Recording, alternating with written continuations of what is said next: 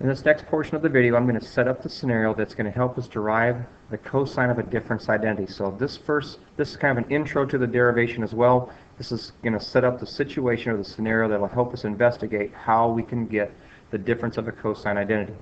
So what I have here is a unit circle, and the scenario is we're going to be sailing two ships from point O. And this is the port, if you want to think of it that way, that two ships are going to sail. We're going to sail two ships. One ship is going to be marked by, not so much that as I wanted, this green line. So here's a ship heading from port O, heading towards the destination of A. I'm going to put, this is what it's going to look like. This is our ship, just to represent our ship. It's starting here at the origin. It's going to sail towards point A after a certain amount of time. But that's not our only ship. We're going to sail another ship out at the port at the exact same time, at the exact same speed, and that's going to be ship B.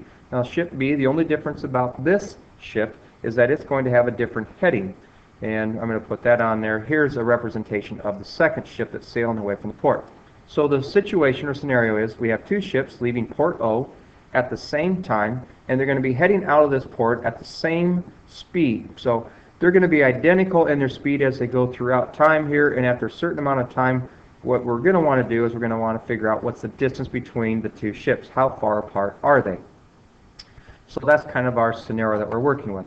Now, the first ship, ship A, is going to head off at a heading of 160.08 degrees. It can be any heading that we want. I just so happen to have that one highlighted or indicated at this moment. So, and that is, we're just kind of looking at this, highlighting it. That's from standard position, the angle alpha, 160 degrees, just to call it even, in the heading away from the port. The other ship, ship B, is heading off at a different heading. I'm going to highlight that in red, and it's going to be, again, from standard position. It's going to have an angle, and I'm going to put the alpha and beta angles on there. It has a heading of 110 degrees. So this first original ship had a heading of 160. The second ship had a heading of 110. So I've highlighted those two with the sectors, so I'm going to get rid of that highlighting now and go right back to our original two ships. Now what we really want to do is, after a certain amount of time goes by, we want to figure out the distance between A and B. I'm going to place that segment in here as a dash line, and that is 8/500ths at the current settings, the distance apart they are. Now there's nothing magical about the angles that I've used. This ship B could head out in any heading that it wants. The same thing with ship A. It could head out in any direction that it wants or heading. And I just happened to set them at some numbers that I thought would be easy for us to kind of see and manipulate. So I'm going to try to get this close to 160 again, although it's kind of touchy. And I'm going to get this one close to an easier one for us to calculate. 110 is kind of nice. It's a nice close number. So we've got our two ships. They're sailing away from each other. So how would we find the distance away that they are? Well, one of the strategies that we could apply here would be the law of cosines. In the law of cosines, we would have to know this side length, which would be known because we know the speed in which the ship sailed and also the time. So that'll be a known length.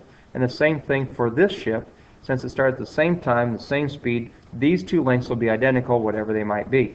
What we would need then would be the difference between the two angles, alpha and beta.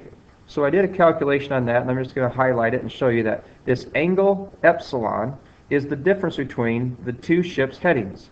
So it's an alpha minus beta calculation. And if I do that calculation, it's 49.99 degrees, or basically it's 50 degrees. And that's kind of what it looks like if we look on our two alpha and beta angle measurements.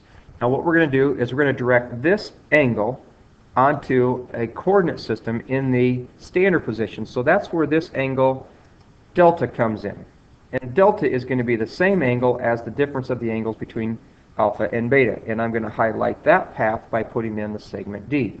So this segment D is going to be tied to the positioning of your difference of your angles between our two ships, A and B. So it's always going to mirror and match the angle that's in here. And that's why you see two of these. One of these was the distance or the angle between DOC, so we go from DOC. The other one was from the difference between our two angles between ship A and ship B. So putting that back to hopefully our nice number again, there's my angle beta. I would like that to be as close to 110 again as we had it before. Oh, perfect. We had a perfect 110. Can't get better than that. So 110. So the representation of the angle here between the ships is now put in standard position between the x-axis, which I'm going to highlight now with J, and the point C. So identical angles here and here. If the angles are identical, then they're intercepted arcs, and I'm going to kind of highlight those. The intercepted arc, I think, was here. This arc from A to B has to be exactly the same as the arc from C to D. If their central angles were congruent, or if their angles were congruent, then their intercepted arcs had to be congruent. And if their intercepted arcs are congruent, then this segment from A to B, the distance from point A to point B, would have to be the same as the distance from point C to D. And you can see the GeoGebra is calculating the exact same lengths. So what we're doing is we're showing you that this can be put in standard position. Now this is kind of the setup and the scenario for getting us started in the derivation of the difference of, or the cosine of difference of two angles. So this is what I'm going to copy onto a workable document, but I had to get a scenario set up so that you can see how this is tying together.